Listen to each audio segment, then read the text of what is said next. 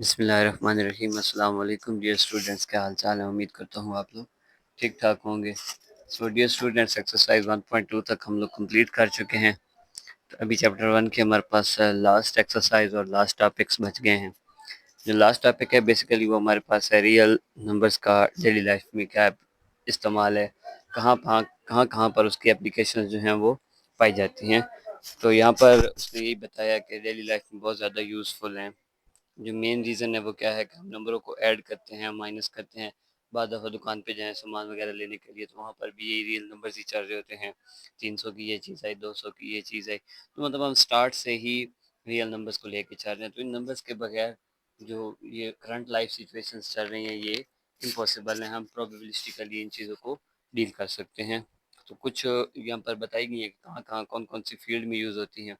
Physics में use होती हैं, mechanical system, electrical circuits, medicine और हेल्थ वगैरह में, जहाँ पर हमें मेजरमेंट्स वगैरह की ज़रूरत पड़ती है। दूसरा इन्वायरमेंटल साइंसेज हैं, climate modelling, pollution monitoring, etc। देखते हैं कहते हैं हाई टेम्परेचर 25 डिग्री सेंटीग्रेड है, कल इतना था, परसों इतना, वहाँ पर भी नंबर्स ही क्या हो रहे हैं, इस्तेमाल हो रहे हैं। उसके बाद कंप्यूटर साइंस में algorithm design totally number based system होता है। डाटा कंप्रेशन, ग्राफिक रेंडरिंग या जो भी मतलब कंप्यूटर के रिलेटेड चीज़ें चल रही होती हैं वहाँ पर भी बाइनरी रिलेशन में देख रहे हैं तो वहाँ पर भी नंबर्स ही चल रहे होते हैं। उसके बाद नेविगेशन और ट्रांसपोर्टेशन, जीपीएस और फ्लाइट प्लानिंग वगैरह, ये भी नंबर्स की बेस पे चल रही होती है कि ये इतने लॉन्गिट्यूड इसका इतने डिग्री नॉर्थ पे है, इतने डिग्री साउथ पे है। तो ये चीज़ें सारी जो नेविगेशन सिस्टम चल रहा है वो भी नंबर्स की बेस पे चल रहा है। उसके बाद सर्वेइंग और आर्किटेक्चर वगैरह, आर्किटेक्चर में भी यही होता है कि इतने मीटर के ये है, ये इतने मीटर है, ये इतने फुट ले रहे हैं हम, इतने स्क्वायर फीट लेके चल रहे हैं। तो सारी चीज़ें नंबर्स को ही, स्टैटिस्टिक्स और डाटा ये तो है ही टोटली नंबर्स की गेम, नंबर वाला खाता है। तो यहाँ से उसके बाद हमारे पास कुछ एग्जांपल दी गई हैं, तो इनके रिलेटेड क्वेश्चंस हम इंशाल्लाह देख लेते हैं। उसके बाद टेम्परेचर कन्वर्जन है। टेम्परेचर कन्वर्जन, टेम्परेचर के बेसिकली हमारे पास 3 स्केल हैं, सेल्सियस, केल्विन और फ़ारेनहाइट। तो अगर केल्विन की बात की जाए तो ये ऐसा यूनिट भी है टेम्परेचर का। इसको अगर सेल्सियस से इसमें आना हो केल्विन में, तो सेल्सियस में 273 को ऐड किया जाता है, और अगर सेल्सियस में जाना हो केल्विन से तो केल्विन में से 273 क्या कर दिया जाता है, माइनस कर दिया जाता है। इसीलिए इसी तरह सेंटीग्रेड और फ़ारेनहाइट के लिए दो अलग अलग फार्मूले हैं, 5/9 F-32 और दूसरा है 9/5 C+32। तो ये कुछ फार्मूले हैं जिनको हम लोगों ने याद रखना है। एक आधा क्वेश्चन इनके रिलेटेड भी एक्सरसाइज में आएगा। तो उसके बाद फिर एग्जांपल प्रॉफिट और लॉस वाले खाने में आए तो यहाँ पर भी ये एक एप्लीकेशन ही है रियल नंबर्स की, कि एक चीज़ खरीदी गई फिर उसको बेच दिया गया, वहाँ पे कितना प्रॉफिट हुआ उसको परसेंटेज में कैसे निकालना है। तो प्रॉफिट के लिए जो फार्मूला है वो होता है selling price minus cost price, SP minus CP। Profit percentage निकालना है तो profit over cost price multiply by 100 percentage आएगा। लॉस क्या, प्रॉफिट हमेशा सेलिंग प्राइस पे आएगा, जो कॉस्ट आता, सॉरी लॉस आता है वो कॉस्ट प्राइस पे आता है, मतलब कितने की चीज़ ली थी तो कॉस्ट में से सेलिंग करेंगे। प्रॉफिट की सूरत में सेलिंग में से लॉस, सेलिंग में से कॉस्ट, और लॉस की सूरत में कॉस्ट में से सेलिंग माइनस करेंगे। तो प्रॉफिट जो परसेंटेज है उसके लिए फिर सेम फार्मूला ही आ जाएगा। उसके बाद हमारे पास फिर से कुछ एग्जांपल्स, और एग्जांपल के बाद हमारी एक्सरसाइज। एक्सरसाइज में हमारे पास टोटल 9 क्वेश्चन हैं जिनको हमने डील करना है। तो फिलहाल यहाँ से क्वेश्चंस की तरफ हम लोग स्विच आउट करते हैं।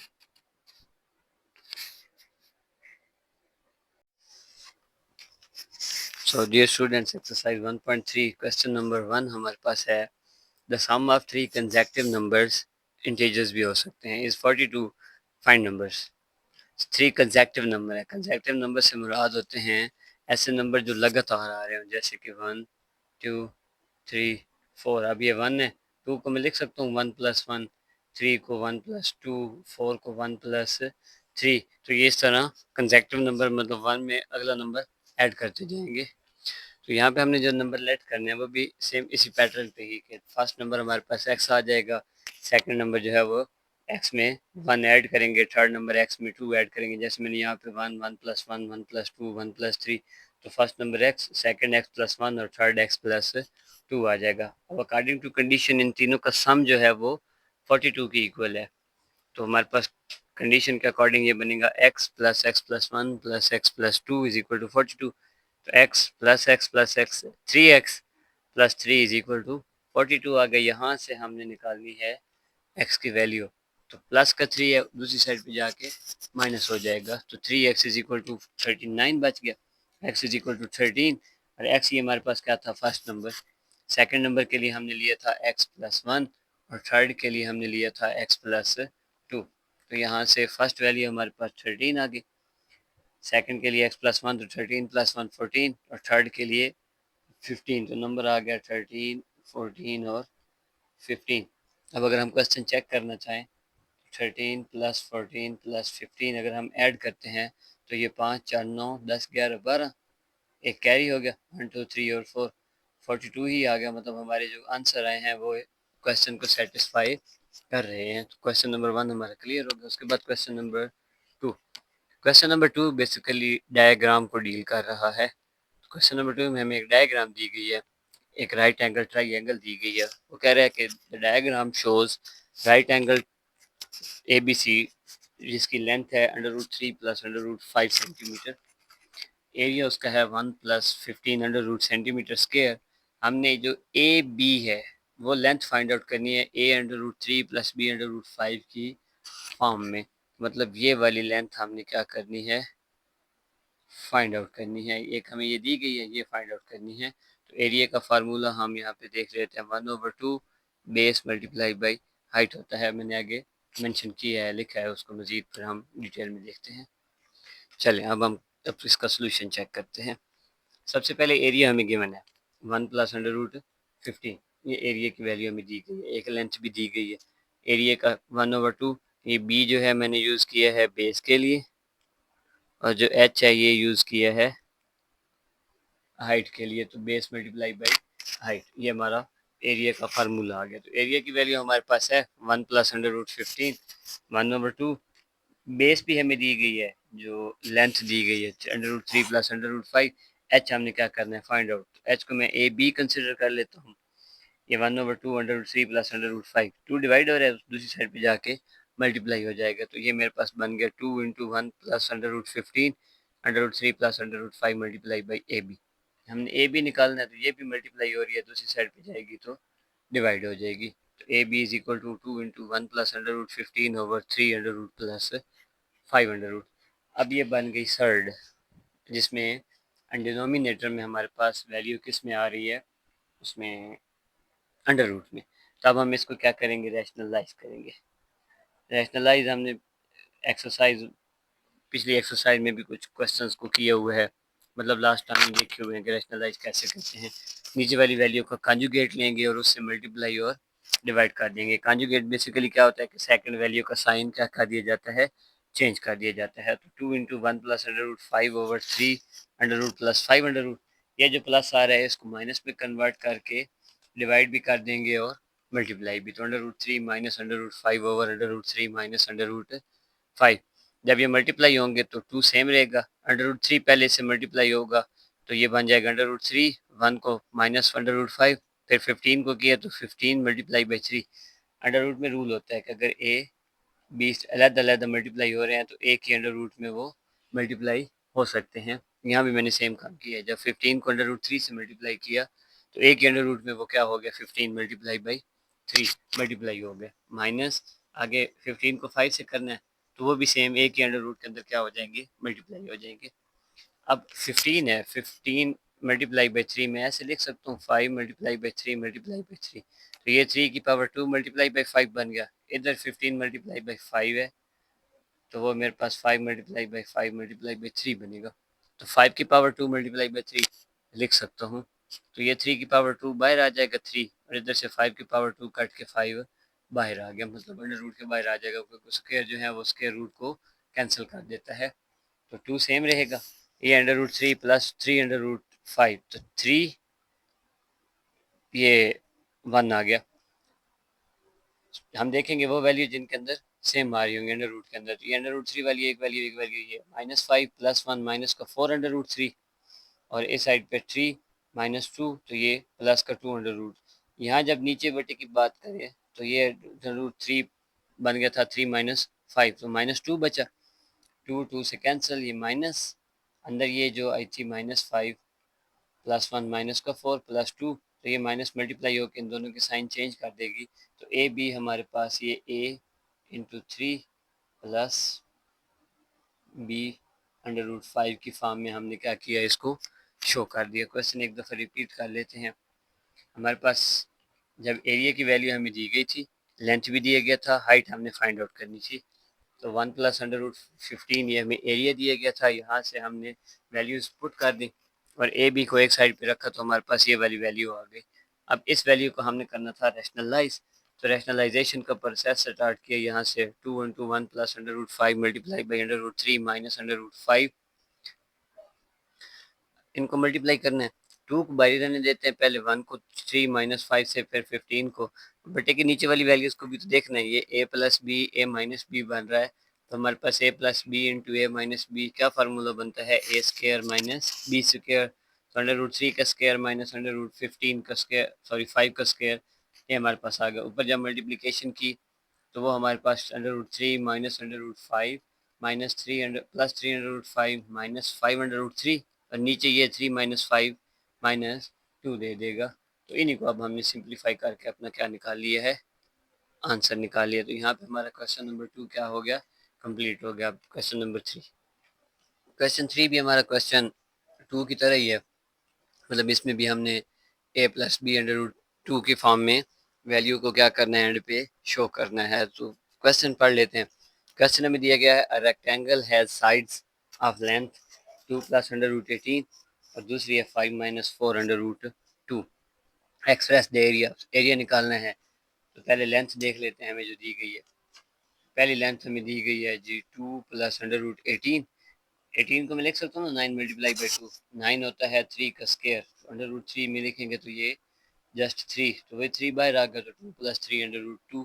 ये लेंथ आ गई, विड्थ है 5 माइनस 4 √2। ये नीचे √2 दिया गया, पहले हम इसको ख़त्म कर लेते हैं। तो जब इसको ख़त्म करेंगे तो दो मेथड है। एक मेथड तो मैंने ये लिखा है, एलसीएम लेके ये नीचे 1 आ रहा था तो क्रॉस मल्टीप्लाई करके 5 √2 माइनस 4 डिवाइडेड बाई √2 करके माइनस करेंगे तो 5 √2 माइनस 4 डिवाइडेड बाई √2 बचेगा, फिर रैशनलाइज कर लेंगे। एक तो ये मेथड हो गया। एक मेथड इसका सिंपली हम ऐसे भी कर सकते हैं, 5 माइनस 4 ओवर 2 √, इसके साथ तो लेना ही नहीं है ना इसका, सिंपल √2 से मल्टीप्लाई और डिवाइड कर देते हैं। तो ये बन गया 5 माइनस 4 √2 ओवर ये कैंसिल होके 2 बचा देगा। तो यहाँ पे ये 2 1 ज़ार 2, 2 2 ज़ार 4, तो ये बना 5 माइनस 2 √2। आप इस मेथड से भी इसको इजीली सॉल्व कर सकते हैं। मतलब आपने अगर विड्थ वाली वैल्यू को सॉल्व करना है तो एक मेथड हमारे पास ये भी है। अगर ये लेंथ ही है थोड़ा सा, मतलब इसमें एक कम्प्लेक्सिटी थोड़ी सी आ गई, इसमें कोई नहीं है, सिंपल सिंपल वैल्यू 4 √2 को रैशनलाइज करके सीधे सीधे सॉल्व कर देंगे। तो लेंथ और विड्थ की वैल्यू आ गई। अब एरिया, एरिया होता है लेंथ मल्टीप्लाई बाई विड्थ, क्योंकि हमारे पास रेक्टेंगल है। तो 2 प्लस 3 √2 इंटू 5 माइनस 2 √2, आगे तो सिंपल मल्टीप्लिकेशन ही है, मल्टीप्लाई करेंगे तो हमारे पास ये आंसर आएगा -2 प्लस 11 √2। तो हमने इसको a प्लस बी √2 में शो करना था, तो a की वैल्यू आ गई -2 और b की 11, तो a प्लस बी √2 की फॉर्म में क्या कर दिया हमने, इसको शो कर दिया। उसके बाद क्वेश्चन नंबर 4, क्वेश्चन नंबर 4 पिछले दो क्वेश्चन से थोड़ा सा हट के आएगा। वो कह रहा है कि फाइंड टू नंबर्स, दो नंबर फाइंड आउट करें जिनको जमा करें तो 68 आंसर आए और डिफरेंस लें तो 22 आए। तो हम नंबर लेट कर लेते हैं, एक x है एक y है, तो let numbers are x and y according to condition. पहली कंडीशन ये थी कि find two number whose sum, sum plus है, मतलब x और y को प्लस करेंगे तो 68, डिफरेंस है x माइनस y तो 22 आता है। यहाँ से हम इनको ऐड अगर करें तो y कैंसिल, ये 2x इज इक्वल टू 90, तो x की वैल्यू 45, एक नंबर हमने निकाल लिया। अब दूसरा नंबर निकालना है, तो इसी x की वैल्यू को किसी भी ऊपर वाली इक्वेशन में, जो ये हमारे पास 1 और 2 थी, इनमें से किसी एक में यूज़ कर लें। तो y को हम 1 में यूज़ करेंगे तो x की जगह 45 plus y is equal to 68, y इधर ही रहेगा, 45 प्लस क्या उधर जाएगा तो माइनस, तो 68 माइनस 45, तो ये y की वैल्यू क्या आ गई 23। दोनों वैल्यूज़ हमने निकाल ली। अब अगर हम कंडीशन चेक भी करना चाहें तो x plus y is equal to 68, तो 45 में 23 ऐड करें तो 5 3 8 4 2 6 68 बराबर आ गया। मतलब हमारे दोनों आंसर क्या हैं, ठीक है।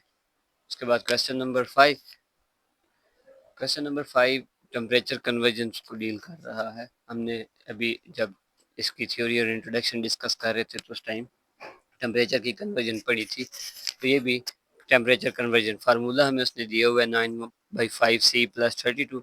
वो कह रहा है कि 2024 में लाहौर का टेम्परेचर जो था वो 48 था, इसी को फ़ारेनहाइट में कन्वर्ट कर दें तो सेंटीग्रेड में 48, फ़ारेनहाइट में कन्वर्ट करने के लिए 9/5C+32, सी में वैल्यू दी गई है 48, तो 9/5 48+32 हम इसको सॉल्व करेंगे तो हमारे पास 118.4 आ जाएगा। कैसे सॉल्व करेंगे? 9/5, 9 को 48 से मल्टीप्लाई किया तो 432 डिवाइडेड बाई 5 प्लस 32 1 है, एलसीएम लेंगे तो 5 आ जाएगा।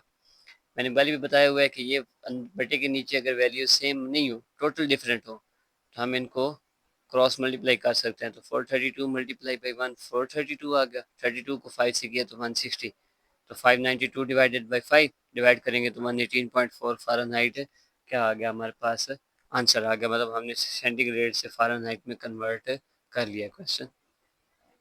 क्वेश्चन नंबर 6, क्वेश्चन नंबर 6 बाकी क्वेश्चन से थोड़ा सा अजीब क्वेश्चन है। मतलब एक बात करें तो थोड़ा सा कम्प्लेक्स स्टूडेंट क्वेश्चन है। क्वेश्चन में वही कह रहा है कि दो बाप बेटे हैं जिनकी उम्र को जमा करें तो 72 आता है, उनकी एजेस को ऐड करें तो 72 आता है। 6 साल पहले जो बाप की उम्र थी वो बेटे की उम्र का 2 गुना थी। मतलब बेटे की उम्र अगर 2 साल है तो बाप की उम्र 4 साल थी। कुछ यूं ही हमसे वो डिस्कस कर रहा है। मतलब बेटे की उम्र को 2 से ज़रब दी जाए तो बाप की उम्र बनेगी, अदरवाइज नहीं बनेगी। तो एज ऑफ सन लेट कर लेते हैं एक्स है, एज ऑफ फादर वाई है। और आगे वो कह रहा है कि बेटे की उम्र मालूम करें जो 6 साल पहले थी। हमें अभी की बता के 6 साल पहले लेके गया है।